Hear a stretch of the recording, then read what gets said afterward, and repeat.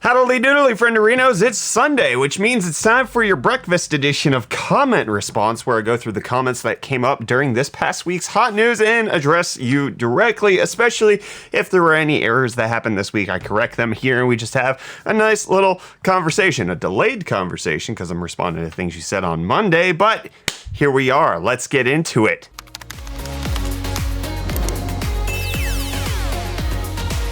So on Monday's episode, the headline was about Intel wanting to charge a lot for their GPUs. Let's see what you had to say. Radu saying, imagine being a company that's 3 years behind and pricing your products higher than the competition. That's Intel. To be fair, we don't know how far behind they are on GPUs. So that's one of the conversations we just kind of need to wait on. We don't know if Intel's going to be competitive or not. There's very few rumored benchmarks out there. It's just hard to say. Christopher saying, actually, can I call you Topher? Is that fine? I'm going to call you Topher. Saying, all I want to see is a $249.99 good enough GPU that can perform like an RTX 3060. If Intel wants to even have a snowball's chance in hell at making a dent at AMD or Nvidia's market share, they have to tank putting out an affordable GPU. Given that the average gamer generally cares about rasterized performance, I think Intel can safely leave out hardware accelerated ray tracing features to meet that price point.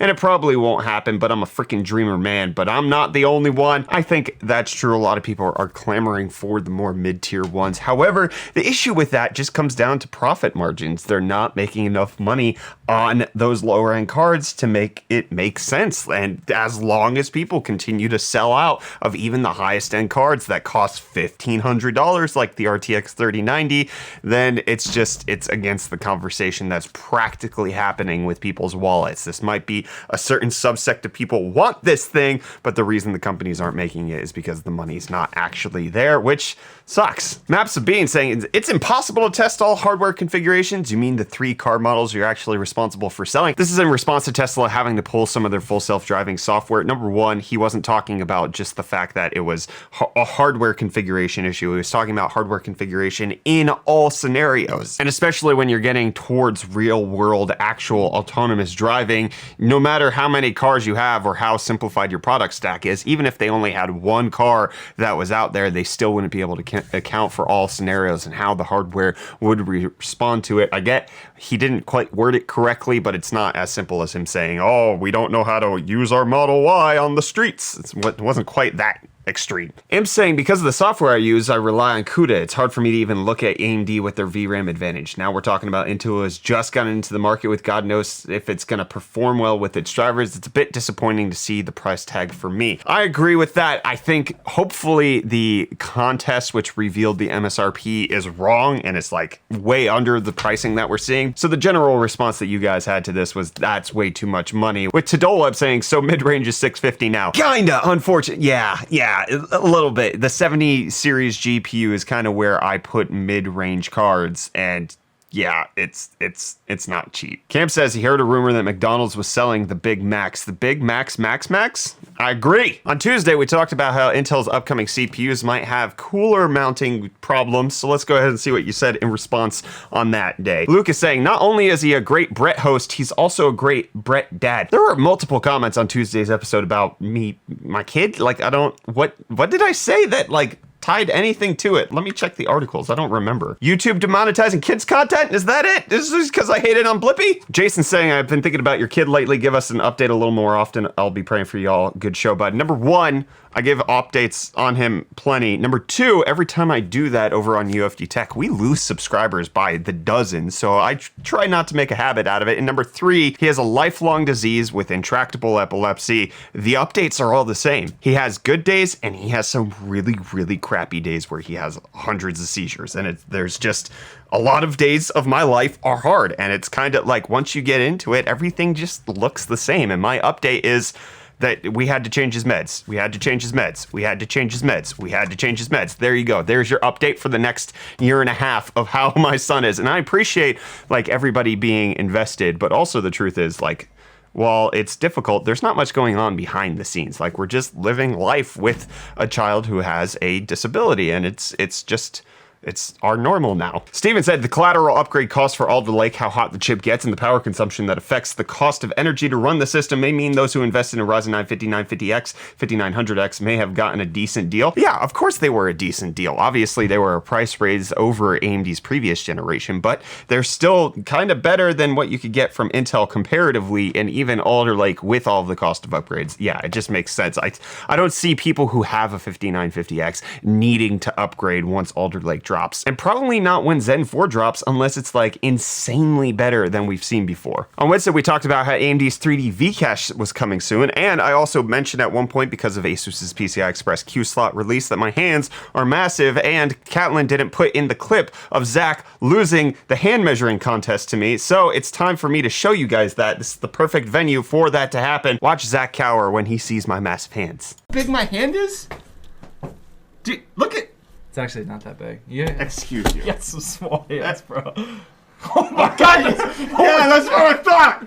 Oh my god, dude, those things are monsters. That's what I thought. Oh my god. Exactly. I have massive hands. Zach knows it now. Quoting Robin Williams saying, big hands and big feet, ladies. You know what I'm talking about? Yes, you do. That's right. Big gloves and big socks. You don't need hands like a dinner plate to shake the end of a peanut. You're not wrong, okay? I'm just saying my hands are big and it makes building PCs sometimes difficult, all right? It's just, that's all I'm trying to say. I wasn't trying to compare anything else. Too much J-pop saying, honestly, that's smart as hell. You can get the old VR headsets back and sell them as refurb units to bring in more people into an ecosystem. In regards to Pimax, allowing you to buy any Pimax VR unit from now until when the 12K version ships out and then trade it in. I agree. It's a smart strategy. I like to see it, especially as people are waiting for it. Client Leo says, yes, breakfast at night. Love it all the time. Absolutely. Jackal gets it. I induct you formally into the Breakfast Club. I love this, he says. Dibs on being the janitor. Carl is the freaking best. Prove me wrong. I won't. I haven't seen the movie, so I won't. Paul says, Sony being good at making camera sensors. Who knew? I knew. Sony actually has been making sensors for all of the premium Android phones and iPhones forever. I know. I was being sarcastic. That was who knew? Like,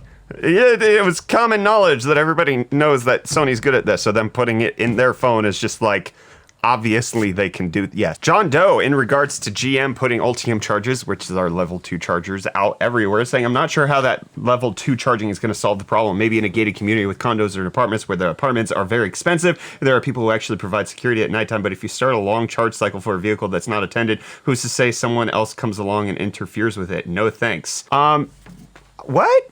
Like, they have locks, and you can't pull them out. The only way that, like, you can sever the cable, like, you would have to actually cut the cable off in order to interrupt it. I don't see why you would need security, especially if you already leave your car parked out on the streets, like in an urban setting. Plenty of people do this. They park on the side of the road and they leave their car out all night. If you're not worried about it being stolen at that point, why would you be worried about having the charging interfered with, or not stuff, not your car stolen, but even stuff in your car stolen? Obviously people bring it in, but I don't see how providing a locking mechanism, which Teslas have, and you can easily get adapters that can lock the charger into the charging point on other cars. It's like, I don't see how it's a real security risk. Moria says, I got big hands too. Show us how you pick up Pringles chips in the can. I grab the top layer, and then after like probably, you know, the second knuckle deep, I just, you know, that's how I get the Pringles out of the can at that point. Thomas asking, does bread exist when Hot News isn't playing? Number one, you spelled my name wrong with one T. That's absolutely the worst thing that you could possibly do to me. Hurts more than anything else. That's the worst name anybody could ever have. If you don't have two T's in your name as a Brett, you are officially the inferior Brett. Anyways, or does he exist anytime someone somewhere on Earth is eating breakfast? Indeed. I'm always existent. I'm ever existent as long as you continue to consume breakfast. I'm literally the Freddy Krueger of breakfast consumption. On Thursday, we talked about how Intel showed off their Alder Lake chips and they compared it to AMD with the disadvantage. Let's find out what she said. Battle USA saying, forgot to mention the Alder Lake benchmarks had VBS enabled too. I was not aware of that as of the time of recording, so I did not forget to mention it because I wasn't aware at the time. Rex Ding saying, thank you for not using the terms P-core and E-core, Brett. After watching others cover the chips yesterday, I had night terrors about a CPU with good abs trying to urinate on me. Wow, that is mightily specific. Good abs being E-core, like an excellent core, and then P-core. I just, what?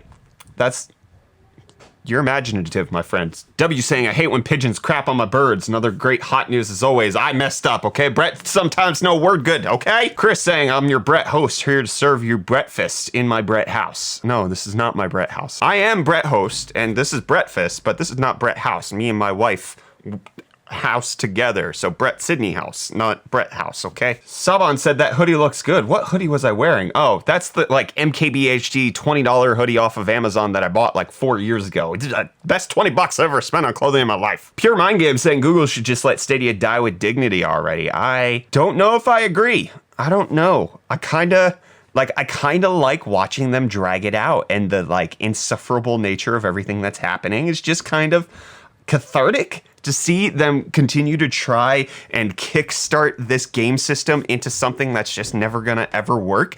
I find it beautiful to some extent. Like, beautiful terror is what I'm viewing Google Stadia's stuff as. Frank saying, no, Brett, I can't really enjoy my breakfast while looking at those barely grown back brows. My friends, they're growing back in to some extent, but also you don't have to look at me. You can close your eyes. Just let my voice take you away. Mal saying, well, I think you can't ignore it anymore. It's been trading places with Doge so far. I know what you're talking about, and I'm not going to cover it because it's nonsense, all right? It's not a meme in the same way that Dogecoin is a meme, all right? And that's what Crypto Stonks is all about, me covering the big ones and the meme ones, and that's it, all right? The one that's currently blowing up right now is too little of a meme to be considered in the meme sector as far as I consider it, and that's as far as I take it, all right? If my dad doesn't know about the cryptocurrency, it has not hit the meme level of saturation that I'm looking for to include it in Crypto Stonks. That's just how I view things. And then lastly, on Friday's episode of Hot News, we talked about how PlayStation PC is putting PlayStation games on the PC. Cam starting off saying optical drive repair is a pretty big deal. It's what fails the most, probably. Either that or fans. I could see that definitely happening. It's important. The right to repair legislation going forward is definitely good. Having the patent office confirm that this is something that people can do is obviously good. It's the right step forward. Lucas saying, I would expect people to be selling used PS4s in order to partially finance their PS5 mortgages, probably digging into the market previously inhabited by new PS4 sales. PS5s aren't that expensive. They're like $400 or $500 depending on whether or not you can buy them new. Obviously, if you're trying to buy them on the open market, they're only like $800. It's not that expensive, especially for something that you end up keeping for 5 to 7 years. So just looking at Mercari quickly, it looks like a PlayStation selling for anywhere from like $150 to $250, depending on whether it's an original PS4 or if it's a PS4 Pro. Let's go ahead and see what PS5s are selling for right now. $735, $750 for the digital edition. Disc edition's right around $812, $750 for digital, $800 digital, $660. That's not bad. $800. So it's like $700 for the digital and $800 for the disc. Obviously, that's more expensive than it should be. It's a $300 markup, but at the same time, mortgages.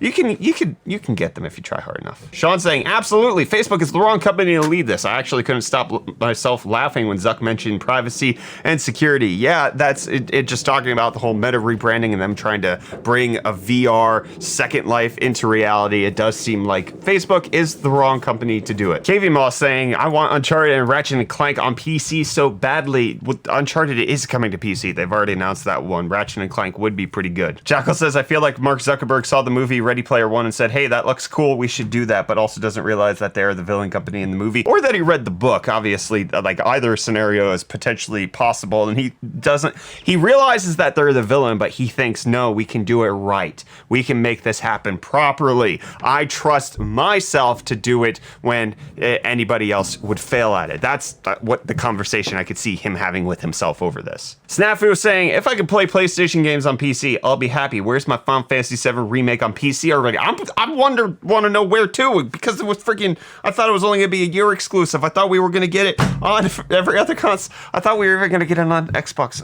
I'm so sad. And we'll end this comment response on that sad note. I'll see you tomorrow for an actual episode of Hot News where we go over the latest tech news that's going on the internets. I'll see you then, my friends. Cheers.